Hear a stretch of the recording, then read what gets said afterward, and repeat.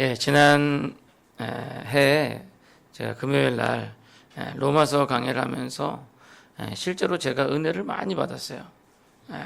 이 로마서는 참 기독교의 핵심 진리를 다루고 있는 너무나도 귀한 본문인 것 같습니다. 그래서 사람들이 로마서 하는구나 라는 것을 제가 느꼈는데, 또 어떻게 하다 보니까 이번 주에는 보니까 다 로마서 본문이더라고요. 우리가 다시 한번 받은 은혜를 상기하면서 하나님께서 우리에게 주시는 귀한 말씀을 깨닫는 그런 귀한 시간 되기를 간절히 소원합니다. 예전에 제가 어떤 분이랑 이야기를 나누는데 그분이 하시는 말씀이 전도를 할 필요가 없다라는 거예요. 그분의 논리는 이렇습니다. 뭐냐면요, 어차피 하나님께서 구원받을 자랑 그 다음에 구원받지 못할 자를 다 정해놓으셨기 때문에 구원받기로 예정된 사람들은 우리가 복음을 전하지 않아도 구원받게 될 것이고, 구원받지 않기로 예정된 사람들은 우리가 아무리 복음을 전해도 그 복음을 받지 않을 것이다 라는 거예요. 그래서 또 그분이 하는 얘기가 기도도 할 필요 없다는 거예요. 왜? 하나님께서는 다 알고 계시기 때문에 하나님께서 이루시기로 마음을 먹으셨으면 우리가 굳이 기도를 하지 않아도 들어주실 것이고, 또 그렇지 않으면 들어주시기로 작정하고 계셨으면 우리가 기도를 하지 않아도 들어주실 것이다 라는 겁니다. 기도를 해도 안 들어주실 거다 라는 겁니다. 반대로. 그래서 기도하는 것, 전도하는 것, 이 모두가 다 불신앙으로 나온 거다라는 그런 이야기를 들었어요. 하나님을 믿지 못하니까 인간적인 방법으로 자꾸만 하나님의 뜻을 자기 뜻대로 바꾸려 하는 것이다 라는 거죠. 참 어떠세요, 여러분들 들을 때? 좀 맞는 말 같기도 하고 아닌 것 같기도 하고, 이렇게 참 말 잘하는 사람 참 많아요. 어떻게 보면은 좀 오늘날의 지식인들 같은 경우는 이런 말에 혹하고 넘어가기가 쉬울 것 같습니다. 근데 여러분, 여기 무엇이 문제인가 하냐면요, 과연 그 사람이 말하는 그것이 하나님의 뜻인가라는 거예요. 하나님의 뜻인가. 그분은 실제로 하나님의 절대 주권을 얘기하는 거거든요. 하나님 전능하신 하나님, 전지전능하신 하나님, 그분의 모든 주권이 있다. 참새 한 마리도 하나님의 뜻이 아니고는 땅에 떨어지지 아니한다. 이제 그걸 얘기하는 거예요. 그런데 그거를 그 사람이 그렇게 이야기함으로 인해 가지고 자기 자신을 하나님보다 더 위의 존재로 만들어 버리게 되는 결과가 된 겁니다. 논리적으로. 즉, 자기가 알고 있는 관념 속에 하나님을 가두어 버린 거죠. 하나님의 절대 주권은 인간의 관념 속에 갇힐 수가 없는 거예요. 왜? 그거는 무한하거든요. 한이 없거든요. 우리가 딱 절대 주권은 이렇다라고 규정을 해버리면 벌써 거기에 갇혀버리는 거예요. 그렇잖아요. 예를 들어서 이 사람은 옛날에 좀 이런 얘기가 있었어요. 어떤 목사님이 이제 신방을 가는데 이제 그 성도가 약간 어려워요. 좀 어려우니까 신방 갈 때마다 목사님께 좀 대접을 했는데 어떻게 뭘 대접할까요? 그랬더니 저 라면 되게 좋아합니다. 라면 끓여주시오. 저 라면 엄청 좋아해요. 그러니까 그래요. 그래서 라면을 끓여드렸어요. 근데 이분이 좀 잘 됐어. 그래가지고 이제 미국으로 이제 이민을 간 거예요. 어느 날 이제 목사님이 미국에 이제 방문해가지고 그 성도 집에 딱 갔더니 아이고 우리 목사님 오셨네. 그러니까 이분이 이제 기대한 거죠. 미국 갔으니까 한번 스테이크를 한번 쓸어봐야지. 그래서 내가 기대하고 있는데 갑자기 라면을 들고 딱 오는 거죠. 이분은 목사님은 라면을 좋아하시는 걸로 이렇게 규정을 해버린 거예요. 마찬가지로 우리가 딱 이렇게 얘기를 해버리면요, 그렇게 해버리면 그 안에 갇히게 되는 거예요. 하나님의 절대 주권도 인간이 절대 주권은 여기서부터 여기까지다 라고 해버리면 거기 갇혀버리는 거죠. 그러니까 이분이 하나님의 절대 주권에 대한 것을 잘못 이해를 하고 자기의 생각 속에 하나님을 갇혀버린 거죠. 인간의 이성으로는 이것을 판단할 수가 없는 거예요. 따라서 우리는 어떻게 하나님을 판단하느냐? 그것은 하나님께서 보여주신, 하나님께서 가르쳐주신 계시 안에서 판단하는 거죠. 그러니까 하나님께서 이렇게 보여주신 것 그대로 우리가 받으면 돼요. 믿으면 돼요. 따라서 그 계시가 어디 있냐? 바로 이 성경 안에 있고, 이 성경 계시 안에서 우리가 판단하고 믿는 거예요. 그러면 성경에서 뭐라고 얘기하고 있어요? 전도하라고 돼 있어요. 기도하라고 돼 있어요. 즉 전능하신 하나님께서 그렇게 하라고 말씀하시면 그냥 우리는 아멘 하고 따르면 되지, 뭐 전능하신 하나님께서 뭐 다 하실 건데 우리가 할 필요 없다, 뭐 이거는 월권행위, 하나님의 뜻을 인간 마음대로 주무르려고 하는, 하나님을 조종하려고 하는, 사실 이렇게 유혹했던 게 누구냐면 사탄 마귀. 아담과 하와를 그렇게 유혹했죠. 네가 이걸 먹으면 하나님처럼 될 거야, 하나님처럼 지혜로워질 거야. 하나님을 인간의 범주 안에 가둬버리려고 했던 것. 결국 인간의 이런 월권행위는 불순종을 낳았고, 불순종은 죄를 낳았고, 그것은 결국 멸망을 가져오게 된 것입니다. 따라서 우리가 오늘 본문 말씀을 통해서 특별히 전도에 대해서 우리 하나님의 뜻이 어떠한가? 아니, 우리 하나님께서 정말로 말씀 가운데서 야, 니네 할 필요 없어, 내가 다 알아서 할게, 그랬으면 그대로 따르면 돼요. 근데 하나님의 뜻은 그게 아니라는 거예요. 우리가 그 뜻을 깨닫고 하나님의 말씀에 순종하시는 그런 여러분들이 되시기를 소원합니다. 자, 먼저 오늘 본문을 보시면요, 가장 기본이 되는 전제가 뭐냐? 예수님의 이름을 부르는 자가 구원을 받는다. 누구든지 주의 이름을 부르는 자는 구원을 받는다. 아까 제가 만났다는 그분의 논리에는 전혀 맞지 않는 이야기예요. 예수님의 이름을 부르는 사람이 구원받는다. 자, 그래서 이름을 부른다, 이것에 대해서 조금 더 생각해 볼게요. 고린도전서 1장 2절 말씀을 보시면요, 한번 다 같이 한번 읽어보겠습니다. 시작.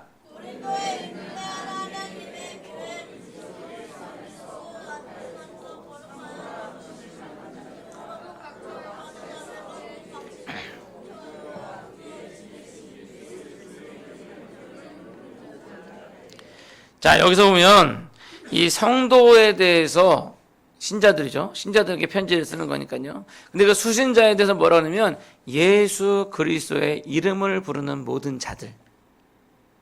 다시 말하면 교회의 일원은 어떠한 사람이냐? 예수 그리스도의 이름을 부르는 사람들이라는 거예요.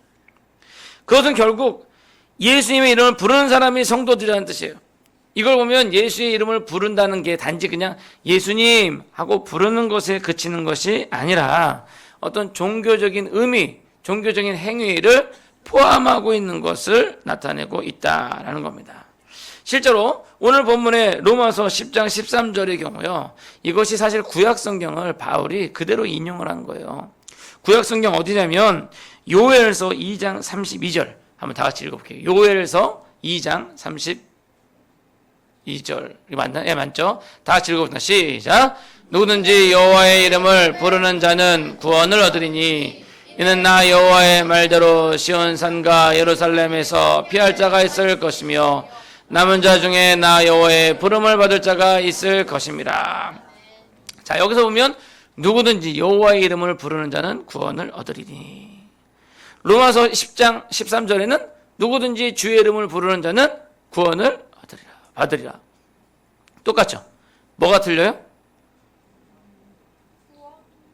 구원은 아니고, 그렇죠, 요엘서에는 여호와의 이름, 그 다음에 로마서에는 주의 이름.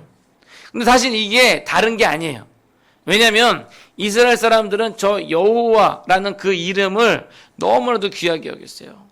그래서 랍비들이 성경을 이제 필사할 때 이렇게 성경을 쓰잖아요. 쓰다가 여호와 하나님 딱 나오면 그 자리에서 붓을 빨았어요. 그리고 다시 새 붓으로 이렇게. 근데 두 번째 여호와 하나님 그러면 그 자리에 앉아가지고 의복을 정돈하고 붓을 빨고 기도하고 그리고 썼어요. 그리고 세 번째 여호와 딱 이름 나오잖아요. 그러면 가서 목욕을 했어요. 진짜로요. 목욕을 하고 그리고 나서, 왜? 여호와 하나님의 이름이 너무나도 존귀하니까 그들이 그렇게 했어요.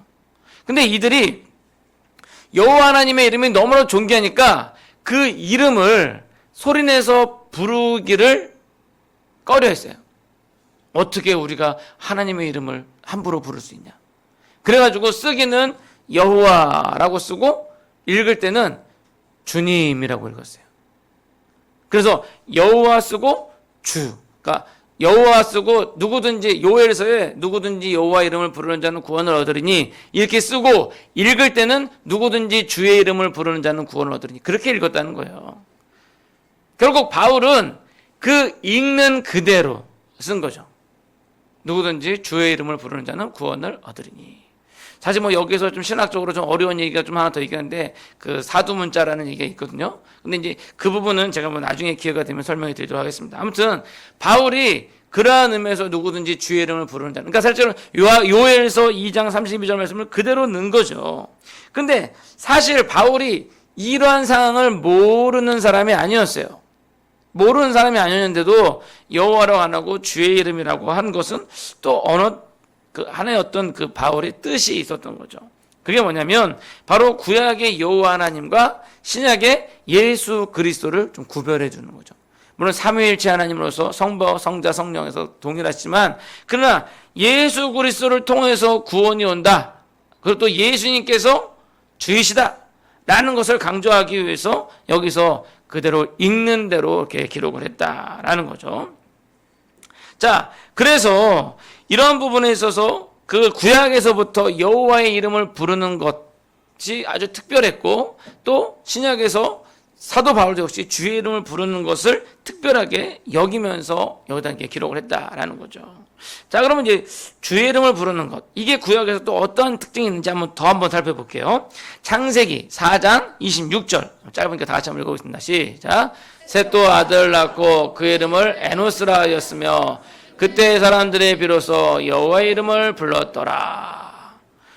아담, 그 다음에 가인과 아벨 해서 아벨은 죽고 그다음에 셋의 아들이 에노스예요. 다시 말하면 아담의 손자 때부터 그때 비로소 사람들이 여호와의 이름을 불렀더라. 다시 한번 이 여호와의 이름을 부르는 행위가 뭔가 좀 특별하다라는 것을 우리가 알 수가 있죠.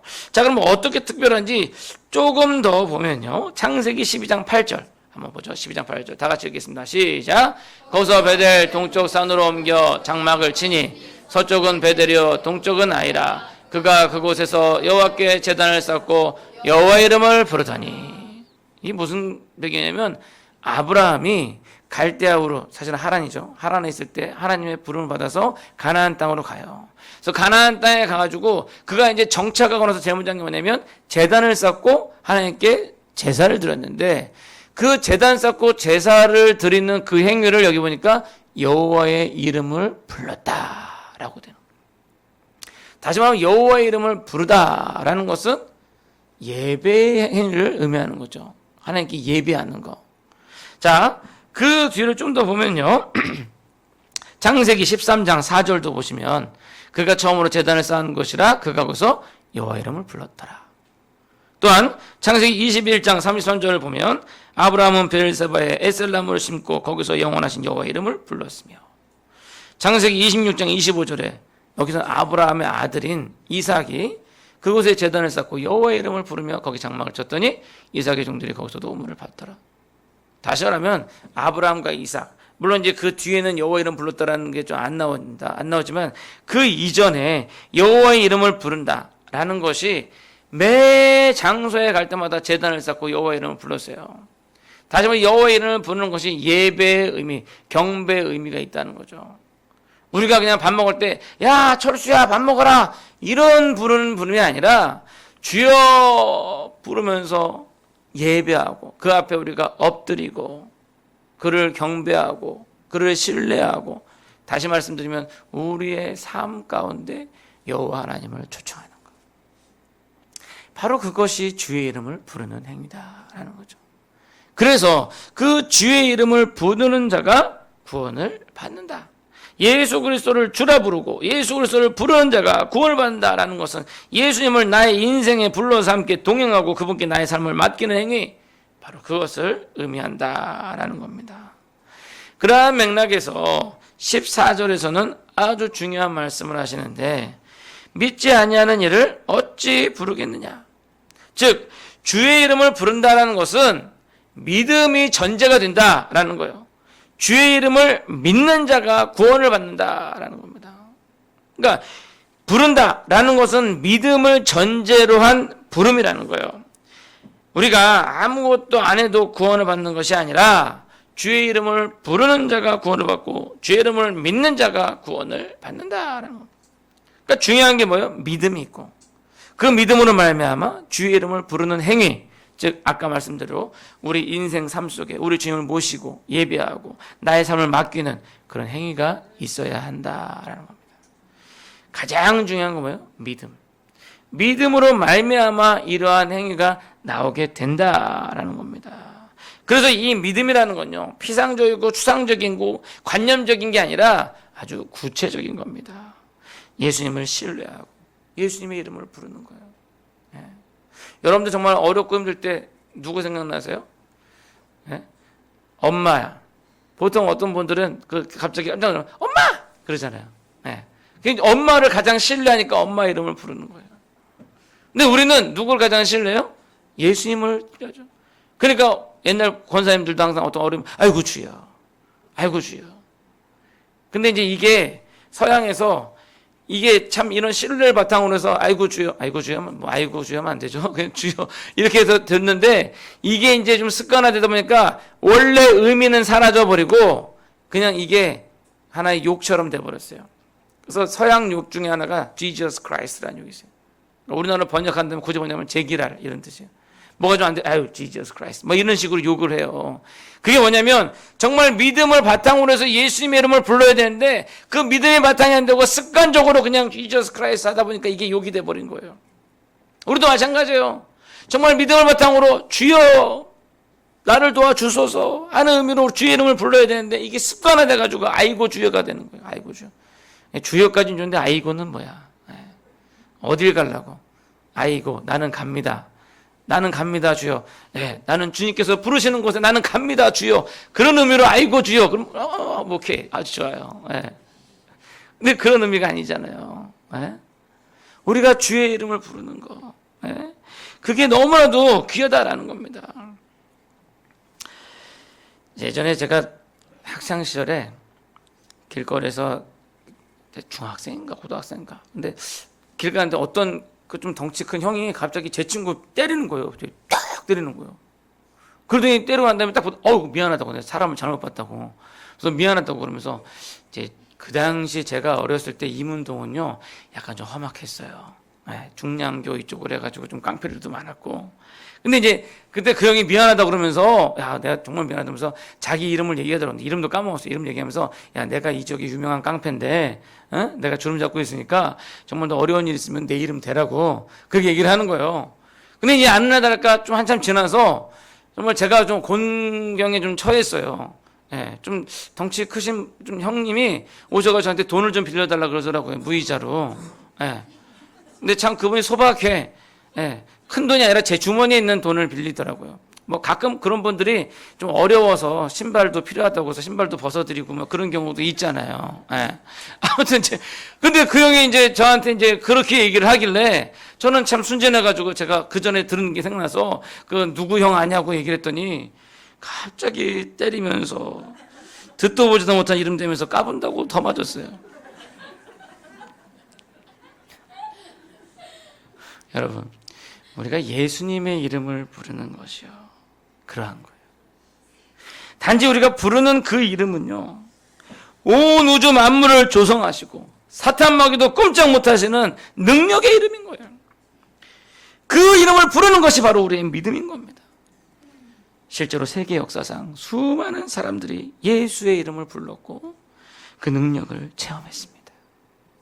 그 이름을 부르면서 죽어갔던 순교자들이요 세계 역사를 바꿨어요. 로마 제국을 무너뜨렸습니다. 그 이름에 능력이 있는 겁니다. 그 능력을 믿고 부르는 자에게 구원의 역사가 나타나는 겁니다. 바라게 능력을 믿고 예수 그리스도의 이름을 불러 예수님께서 여러분들의 삶 가운데 들어와서 역사하시는 그런 귀한 일들이 일어나기를 간절히 축원합니다. 자, 근데 여기서 중요한 전제가 하나 더 추가되죠. 그것은 뭐냐면 듣지 못한 일을 어떻게 믿겠느냐. 제가 설교 앞부분에서 말씀드린 얘기가 있죠. 그 사람은 전도가 할 필요 없다라고 그랬어요. 하나님께서 정하셨으면 전도하지 않아도 믿고 구원받을 거라고 했어요. 근데 하나님께서 말씀하시는 것은 어찌 듣지도 못한 일을 믿겠느냐라는 거예요. 다시 말씀드리면 그들이 예수님에 대해서 들어보지도 못했는데 어떻게 그들이 믿음을 가질 것이며 또 예수 그리스도의 이름을 부를 것이냐라고 이야기를 하고 있는 겁니다. 결국 예수님을 믿음으로 말미암아 예수님의 이름을 부르고 그로 말미암아 구원을 받는 그러한 과정. 근데 그 믿음을 갖기 위해서 누군가 가서 전하는 그런 과정. 아주 지극히 자연적인 방법이죠. 자연적인 과정이죠. 그러한 과정을 거치는 것을 하나님께서 원하신다는 거예요. 갑자기 길 가다가 갑자기 신이 내려가지고 그래 나 이제부터 예수님 믿어야지. 이게 아니라 하나님께서는 우리가 복음을 전하고 그 말씀을 듣고 그 믿음이 생기고 그러면서 주의 이름을 부르고 이러한 자연적인 과정을 쓰기를 원하신다라는 거예요. 만약에 하나님께서 그런 과정 생략하고 그냥 믿는 사람 믿게 하겠다 이러셨으면 예수님께서 굳이 이 땅에 내려와서 십자가를 지실 이유가 아무것도 없어요. 그렇잖아요. 아니 2000년 전에 그때 그냥 하나님께서 그렇게 다 확 바뀌어버리시면 되잖아요. 근데 굳이 아들을 보내서 십자가에 못 박혀 죽게 하신 것은 하나님께서 그 방법을 원하시기 때문에 우리가 가지고 있는 생각과 관념으로 하나님을 판단하려고 우리 마음대로 정해버리지 마십시오. 그것은 하나님을 능멸하는 것이고 그것이 바로 사탄 마귀가 원하는 방법, 유혹하는 방법입니다. 결국 우리는 하나님의 말씀으로 돌아가야 되고 하나님께서 우리에게 원하시는 것이 무엇인가 그것을 알아야 되고 그 원하시는 방법대로 해야 된다는 거예요. 어떻게 보면 전도라는 것 참 미련하게 보일 수 있어요. 아까 그 사람이 얘기한 것좀 미련하게 보일 수 있어요. 아니 하나님께서 다 하실 건데 우리가 뭐 하라냐 그렇게 여길 수가 있습니다. 그러나 그것이 하나님이 원하시는 방법이 아니라는 거예요. 하나님께서 여러분들을 사용하시고 여러분들 통해서 믿지 않은 사람들이 예수님에 대해서 알게 하시고 그것이 그들에게 믿음이 가지는 동기가 되게 하시고 그리고 그 믿음으로 주의 이름을 부르게 하시고 그러면서 구원을 하시기를 원하신다라는 겁니다. 그러면 그 뜻을 아는 우리가 뭘 해야 될까요? 그것은 바로 전하는 거죠. 믿지 않는 사람들에게 전도하는 겁니다. 바라긴 예수님을 많은 사람들에게 전함으로 그 사람들에게 복음을 들을 수 있는 기회를 주시는 그런 여러분들이 되시기를 소원합니다. 이제 말씀을 맺고자 합니다. 제가 어제 머리를 깎았어요. 좀 단정해졌죠? 그래서 미용실에서 머리를 깎았는데 거기서 금난교회 한 권사님을 만났어요. 그분 딸이 이제 주일학교 교사인데 거기 이제 그 딸이 이렇게 왔더라고요. 미용실로 와가지고 이제 뭐 얘기하고 그러다 보니까 그 딸이 이제 주일학교 교사인데 저기 미강 유치원 있는 놀이터에서 애들 전도하다가 그리고 이제 잠깐 미용실에 온 거예요. 왜 왔냐면 이제 그 권사님이 전도하려고 마음 먹는 할머니 집에 이제 주말에만 오는 손주가 있어요. 그래서 그 손주들을 전도하려고 그래서 엄마 권사님이랑 같이 그 집에 이제 가려고 온 거죠. 그래서 잠깐 갔다가 나왔다가 이제 권사님이 들어오시는데 하시는 말씀이 전도가 참 힘들다는 거예요. 네. 전도를 해도 사람들이 말을 잘 안 듣는다는 겁니다. 그래서 자기가 전에 아는 지인 3명을 전도해서 교회를 데리고 갔는데 그 다음 주부터 교회를 안 나오더래요. 그래서 너무 힘들어서 이제는 안 하려고 한다고 이제 그렇게 얘기를 하시는 거예요. 그래서 제가 그 권사님께 이렇게 말씀을 드렸어요. 권사님 전도 힘드시죠. 그래도 권사님이 그분들에게 복음을 전했는데 그분들이 복음을 받지 않으면 그 복이 권사님께로 돌아오는 거예요. 그렇게 말씀을 드렸어요. 예를 들면 권사님 어떤 사람이 1000만 원을 주면서 이거 저기 있는 사람들 좀 나눠주십시오. 그리고 남은 거는 권사님 가지세요 라고 얘기를 했어요. 그래서 이 1000만 원을 가지고 가서 나눠주는데 그 사람들이 나 돈 필요 없어요 안 받아요 그랬어요. 그럼 그 남은 1000만 원 누구 거예요? 누구 거예요? 그 권사님 거잖아요. 제가 그렇게 말씀을 드린 거예요. 하나님께서 그렇게 복을 주시고 그 복음을 나눠주라 했는데 만약에 그 사람이 그 복음을 거절하면 그 복이 나에게로 돌아온다는 거예요. 그러니까 복음을 전하는 자체가 복을 주시기 위한 방법이 된다라는 겁니다. 그래서 복음을 전하는 자들의 발이 아름답다라고 우리 주님께서 칭찬하고 계시는 거예요. 여러분들이 전해서 그 사람이 받지 않는 것은 그 사람들의 책임이요. 그러나 만약 전하지 않으면 전하지 않은 자의 책임이 된다라는 겁니다. 우리가 전하지 않으면 그 사람은 다른 방법을 통해서 복음을 접하고 구원을 받을 수가 있어요. 그러나 전하지 않은 나는 전하지 않은 책임을 질 수밖에 없다는 겁니다. 그러나 내가 복음을 전했는데 그 사람이 안 받으면 나는 책임이 없죠. 그럼 뭐예요? 그 복이 나에게로 온다라는 겁니다. 바라기는 좋은 소식을 전하는 자들의 발과 같은 아름다움으로 그 복을 받아 누리는 그런 여러분들 되시기를 간절히 축원합니다.